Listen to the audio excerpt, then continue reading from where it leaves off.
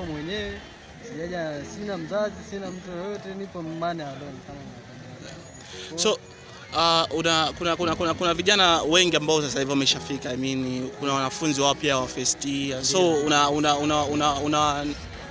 lipi la kuambia kuhusiana na mahafali yenu? Ndugu zangu au wanaosoma chuo chochote kile wasome. Japo elimu sio ya wote.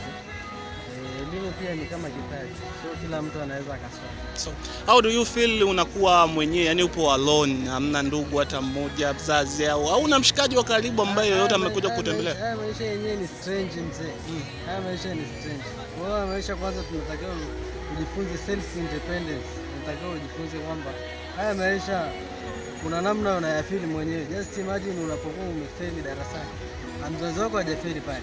Hamna rafiki yako aliyofeli, ni wewe ndio umefeli. Kwa hiyo unatakiwa ujitengenezee self independence, yani ule uhuru wa kujitegemea. Yani namna ya kukamia, yani kupambana na maisha, namna ya self, yani how to, yani unatakiwa self, yani wanasemaga nini? Self your enemy. Kwamba yani face your enemy, namna ya kufaceana na adui yako. Kwa hiyo ndio namna ilivyo. Shukrani mwanangu. Shukrani.